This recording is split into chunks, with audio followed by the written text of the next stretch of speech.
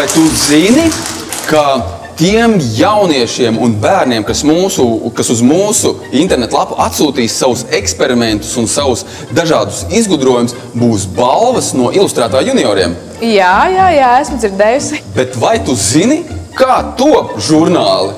Es nezinu, es vienmēr esmu par to domājis, bet godvārds es nezinu. Man ar tas ir ļoti interesanti, un tāpēc mēs esam sagatavojuši īpašu stāstu par to, kā top žurnāli. Skatāmies! Skatāmies!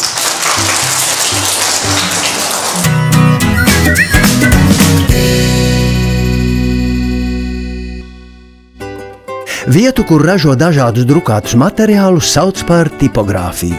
Visbiežāk te top žurnāli un avīzes, retāk arī grāmatas.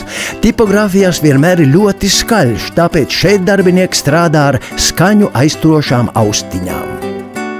Viss sākas ar iespiedplašu izgatavošanu. Šajā telpā ir īpašs klimats un speciāls apgaismojums, jo ar šīm ierīcēm uz metāla plāksnēm uzprintē žurnāla izklājumu. Daļa no attēliem ir kājām gaisā, lai lielo lapu salokot sanāktu tāda kā burtnīca. Uz šīm plāksnēm vēlāk tiks uzklāta krāsa, kas tiks uzspiesta uz papīra. Krāsu, ko izmanto žurnālu drukāšanā, glabā šādos lielos konteineros. Savukārt papīrs atrodas lielos dažāda veida ruļļos. Piemēram, žurnālus iespiež uz šāda papīra. Šis ritulis sver gandrīz 1,5 tonu, apmēram tikpat, cik vieglā automašīna pilna ar cilvēkiem. Un nav nekāds brīnums, ja šajā rullī atrodas 22 km papīra. Iedomājieties, ja to izritinātu, tad tas stieptos no Brīvības pieminekļa līdz pat Juglai 2 reizes turp un atpakaļ.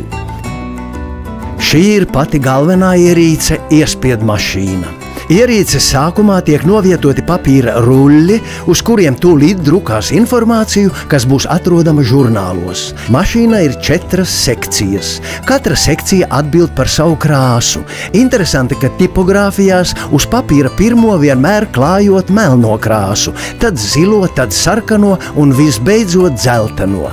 Pārējās krāsas, ko jūs redzat žurnālos, veido miksējot šīs pamata krāsas. Drukāšanas process ir ārkārtīgi ātrs.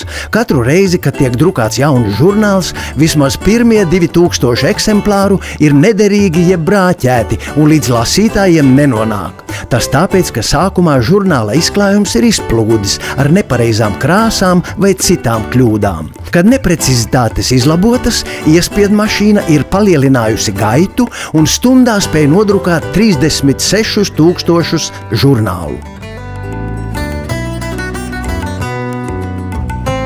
Visas burtnīcām līdzīgās papīra kaudzītes tiek secīgi sakrāmētas, lai žurnālam nesajuktu lapu numerācija.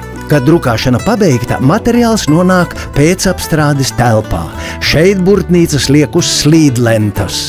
Visam jānotiek ļoti precīzi, lai žurnāla lapas būtu pareizā secībā un nebūtu kājām gaisā.